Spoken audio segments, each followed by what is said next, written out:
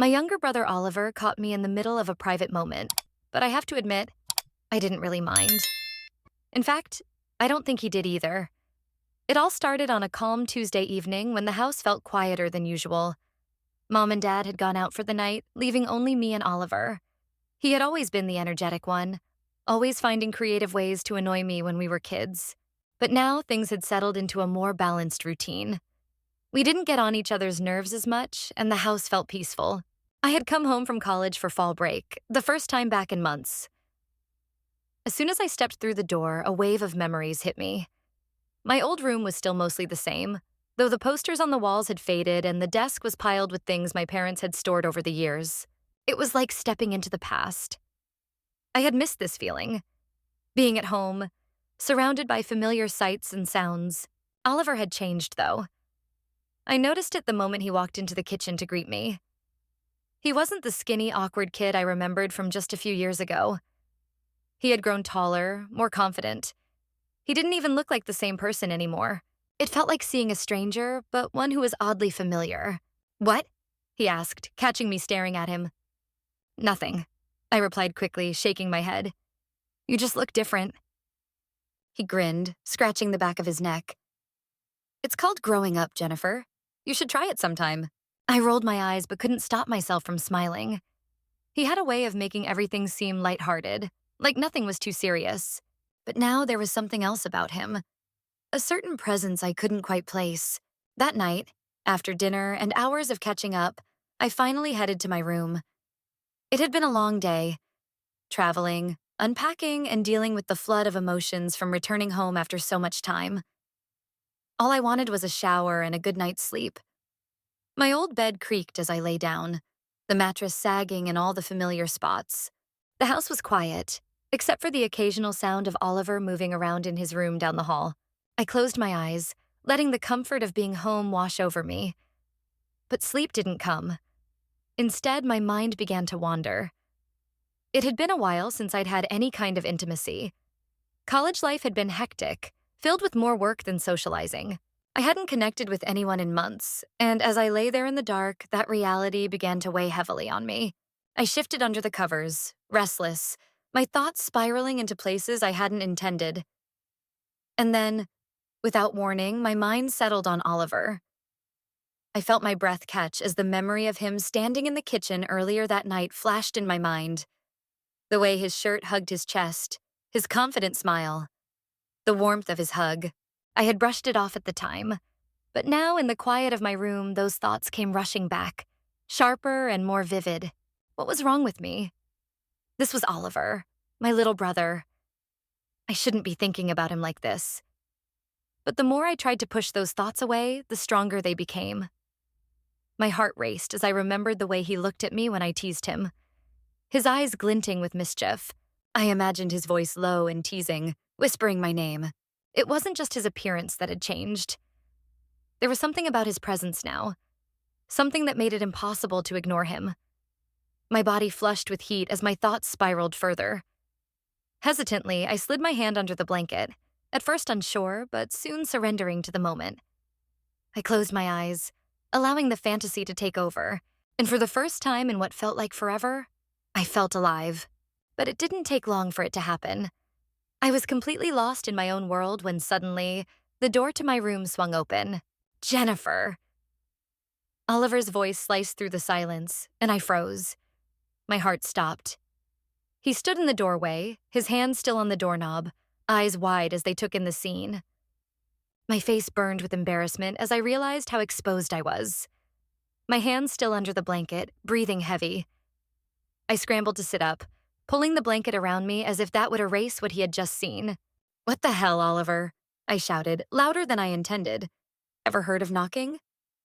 I I didn't know," he stammered, his face turning red. He looked away, scratching the back of his neck awkwardly. "I just wanted to see if you wanted to watch a movie or something." "Well, clearly I'm busy," I snapped, though my voice trembled with embarrassment. "And it's 11 p.m., Oliver. Go to bed." "I can see that," he muttered, looking at my sheets, his tone a mix of amusement and shock. He glanced back at me, his eyes lingering for a moment before he quickly looked away again. I'll leave you to it then. He started to leave, but before he could close the door, I called out, "Wait." I wasn't sure why I said it. Maybe it was the panic, or the tension in the air between us. Whatever it was, the words slipped out before I could stop them. Oliver paused, his hand still on the doorknob. He looked back at me, his expression unreadable, his face still flushed. "What?" he asked. I hesitated, my mind racing for something to say, some way to fix the situation. But the truth was, I didn't want him to leave. "Not yet. I'm sorry. I didn't mean to yell." He nodded, his eyes meeting mine for a brief moment before darting away. "It's fine," he said, his voice softer now. I should have knocked. We stood there in silence, the tension thick between us. I could feel my pulse in my ears, my face still burning with embarrassment. But there was something else, too. Something I couldn't quite name. "Do you want to come in?" I asked, the words tumbling out before I could think. Oliver raised an eyebrow, clearly surprised by the question. "Seriously?" "Yeah," I said quickly, though my voice wavered. "I mean, you're already here." He hesitated for a moment before stepping inside and closing the door behind him. He leaned against the wall, crossing his arms over his chest. His expression was cautious but curious. "So," he said after a moment, "what exactly were you doing in here?" I felt my face heat again, groaning and pulling the blanket over my head.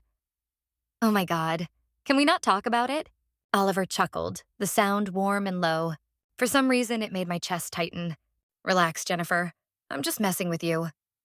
I peeked out from under the blanket and glared at him. "You're such a jerk." He grinned, his teasing smirk making my heart skip a beat. "Yeah, but you love me anyway." I didn't respond, but the truth was, he wasn't wrong. The room felt smaller with Oliver in it, the air heavier, making it harder to breathe. He was still leaning casually against the wall, arms crossed, that teasing smirk never leaving his lips. I couldn't tell if he was genuinely amused or just trying to lighten the mood, but either way, it wasn't working. My heart was still pounding from the embarrassment of being caught, and I couldn't look him in the eye for more than a second without wanting to crawl under the blanket and disappear. "Relax, Jennifer," Oliver said, his voice softer now. "It's not like I haven't walked in on worse." "Worse?" I shot him a skeptical look, trying to regain some composure. "What's worse than seeing your sister?"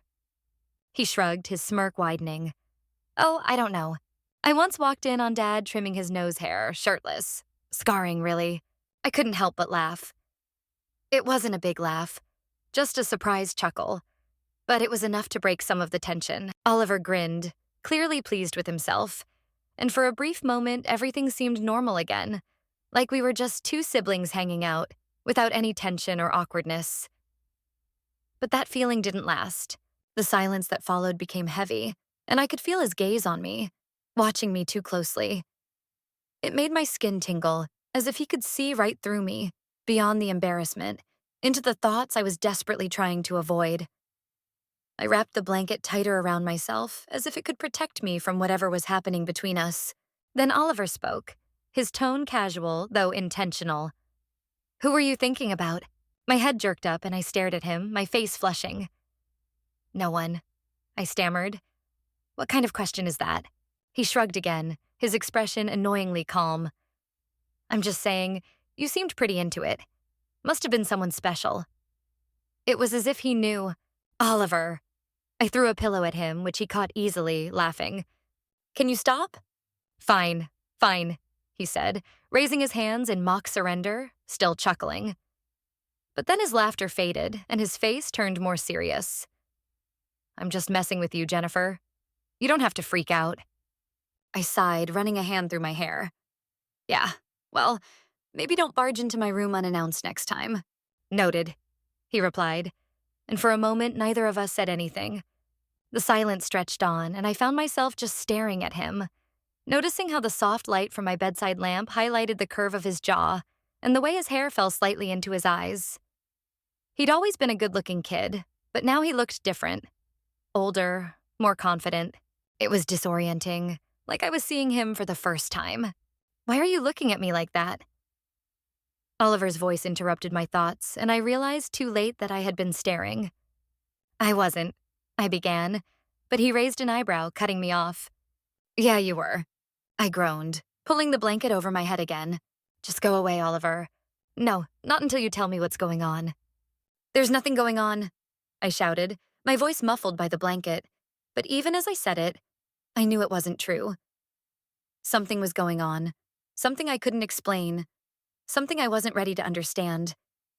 And the way he was looking at me now, like he could see right through me, wasn't helping. Oliver moved closer, sitting on the edge of the bed. I felt the mattress shift under his weight, and my heart skipped a beat. I peeked out from under the blanket, and he was right there, his face only inches from mine. His expression was unreadable, his eyes scanning mine as if trying to figure something out.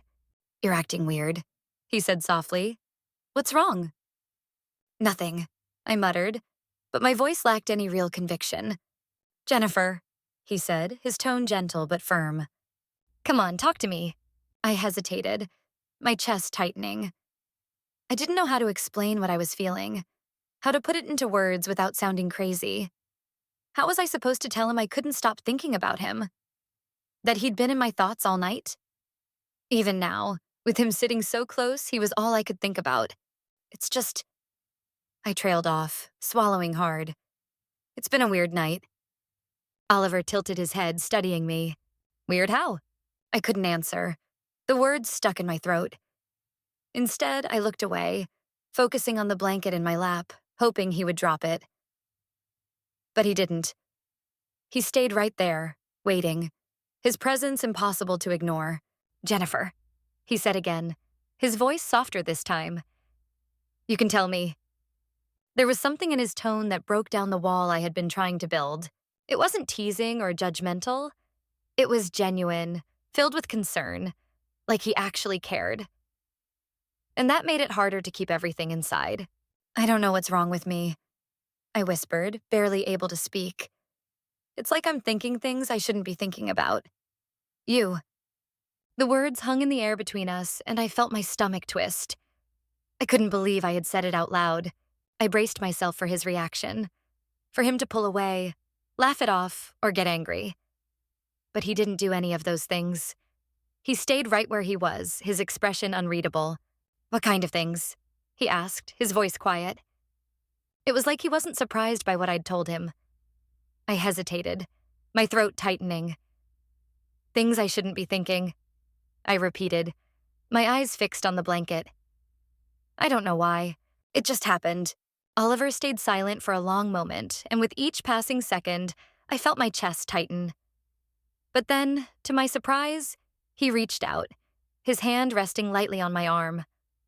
The touch was gentle, almost hesitant, but it sent a jolt through me. Jennifer? He said softly, his voice steady. It's okay. I looked up at him, my heart racing. It is? He nodded, his hand still on my arm.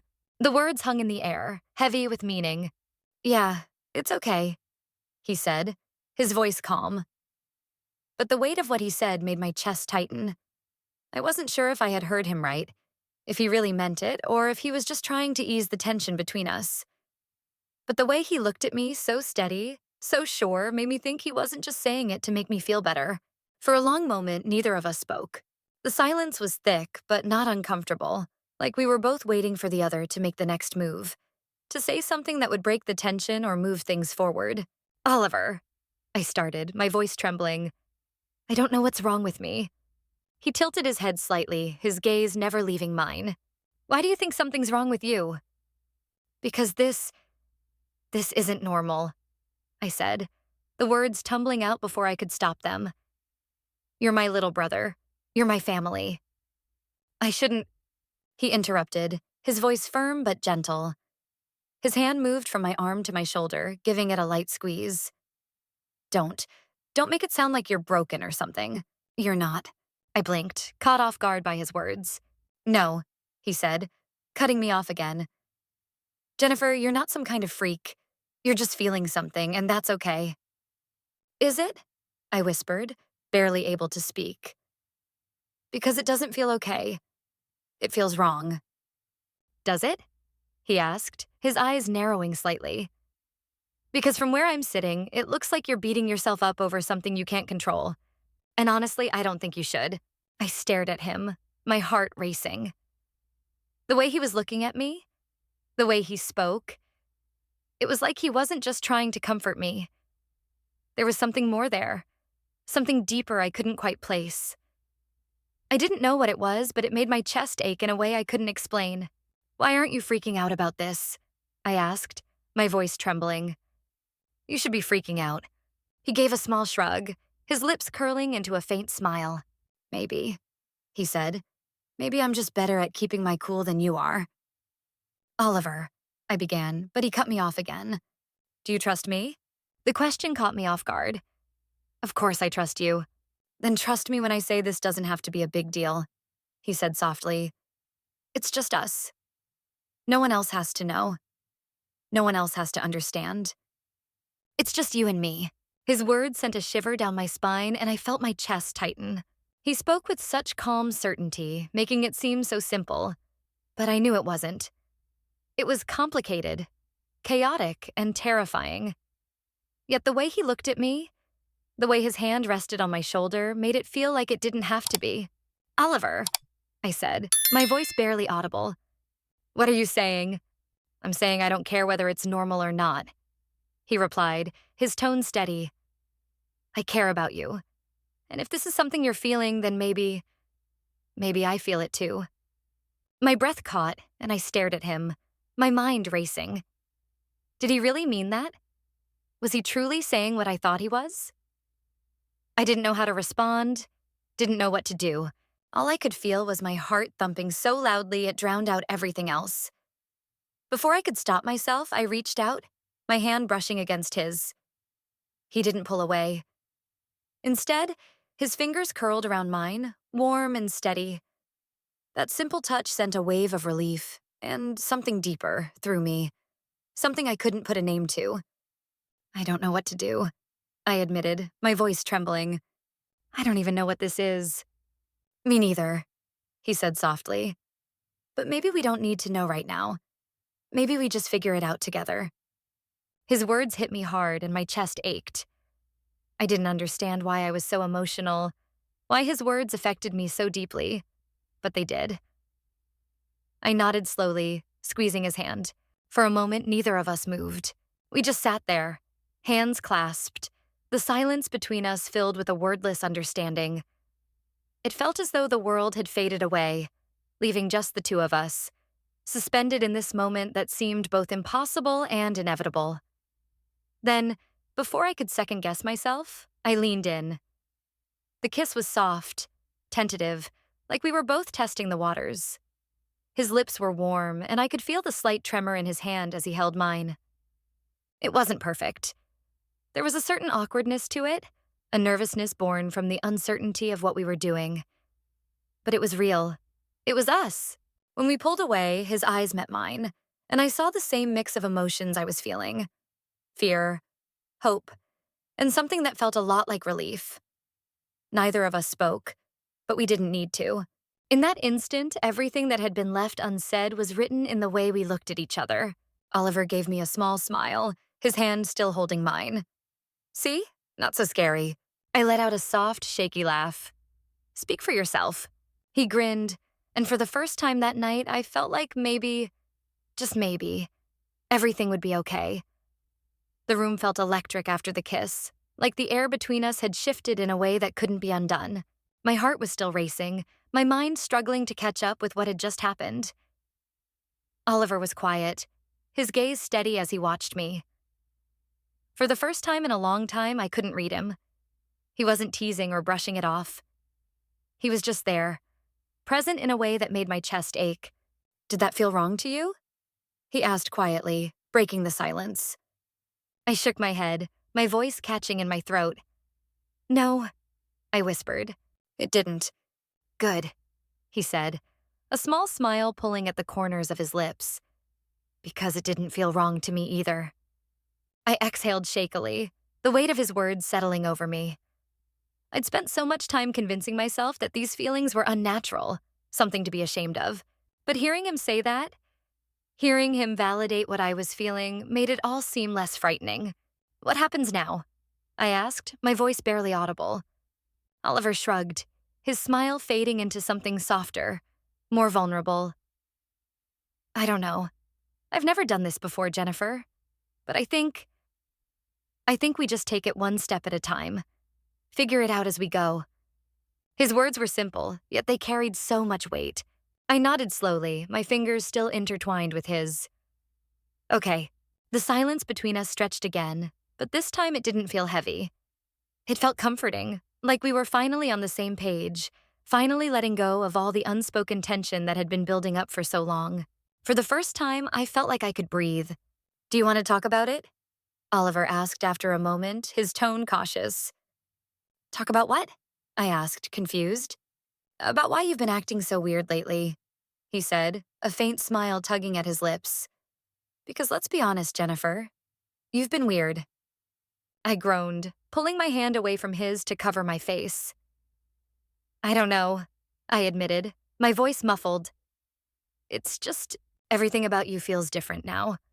And it's messing with my head. Different how? He asked, leaning in slightly. I hesitated, my cheeks burning. You're not the same annoying kid I grew up with, I said finally. You're confident, grown up, and I don't know how to handle that. Oliver's smile widened, a hint of mischief returning to his face. So what you're saying is you think I'm hot? Oh my God, stop, I groaned, throwing a pillow at him. He caught it easily, laughing, and the sound made my chest tighten in a way that was both comforting and frustrating. He slowly leaned in again and kissed me briefly. I'm just saying, he teased, tossing the pillow back onto the bed. You could have just said that instead of making it all dramatic. Yeah, well, I'm not exactly thrilled about it, I muttered, though my lips twitched into a reluctant smile. I felt like we were both joking with each other while also teasing. Oliver's laughter faded and his expression softened. You don't have to be ashamed, Jennifer, he said quietly. It's just us. No one else has to know. His voice was so calm, so sure it made my chest ache. I nodded, my throat tight. Just us, I said softly. But as I spoke, he lay next to me, and I realized he had seen everything without needing to say a word. He moved his fingers to where I had left off, continuing the moment we had started. It was incredible. I had never felt anything like it before, not with him or anyone else. I lost control and asked him to go even further, and so he did. I won't get into the specifics, but let's just say it turned into one of the wildest nights of my life. When it was over and we both lay there, I could sense that we both understood what had just occurred. In a way, it felt wrong, but in another, it was the most incredible thing I've ever experienced. The rest of the night passed in a haze. Something had changed between us. The tension was still there, but it wasn't as heavy. It was like we had taken the first step into uncharted territory, something uncertain, and now we were just trying to figure out how to navigate it. Oliver stayed in my room for a while, sitting on the edge of the bed while we talked about everything and nothing. It felt like when we were kids, staying up late to share secrets in the dark. But now there was an undercurrent of something deeper, something neither of us completely understood. When he eventually left to go to his room, I felt a mix of relief and an odd emptiness. I lay back on the bed, staring at the ceiling, my mind racing with thoughts of him. The way he had kissed me, the way his hand had felt in mine, the way he looked at me as though I was the only thing that mattered. It was also overwhelming, but impossible to ignore. The next morning, I woke to the sound of footsteps in the hallway. For a second, I thought it was our parents, but then I remembered they were away for the weekend. It was just me and Oliver. I got out of bed and made my way downstairs, my heart pounding at the thought of seeing him again. I wasn't sure what I was expecting, maybe awkwardness or some kind of tension.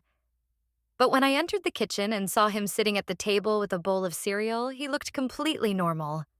Too normal. Morning, he said, flashing me a grin. Sleep well?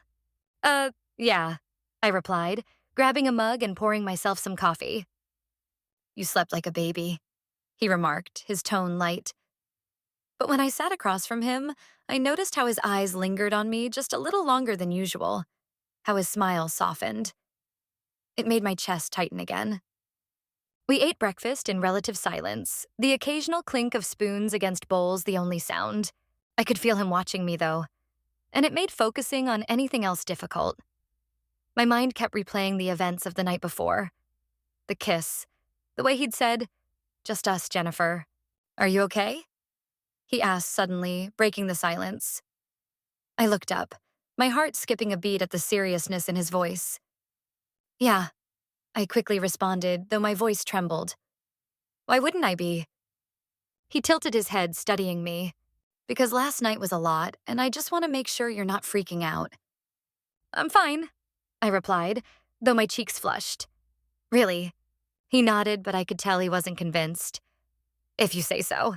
The rest of the day passed quietly, but the tension between us lingered just below the surface. Every glance, every accidental brush of hands felt electric, like we were both waiting for something to happen. I didn't know what, but I could sense it was coming. And when it did, I wasn't ready. The air between us had grown heavier as the day went on, every interaction charged with unspoken tension. I could feel it every time Oliver looked at me, every time he spoke. Even when we sat in silence together, it felt like a storm was building on the horizon, and I knew it was only a matter of time before it broke. That evening, the house was quiet again. Our parents had called to say they were staying at Grandma's for another night, leaving just me and Oliver alone. After dinner, he'd gone up to his room, leaving me alone on the couch with the TV playing quietly in the background. I tried to focus on the screen, but my mind kept drifting, replaying the events of the night before. The way he kissed me, the way he looked at me afterward like I wasn't just his sister, but something more. It was terrifying and exhilarating. I was so lost in thought that I didn't hear him come back downstairs. When he sat beside me, I jumped slightly, startled by his sudden presence. "Sorry," he said, his lips curving into a small smile. "Didn't mean to scare you." "It's fine," I replied quickly, though my heart was still racing. For a while, we just sat there, the TV casting a faint glow across the room.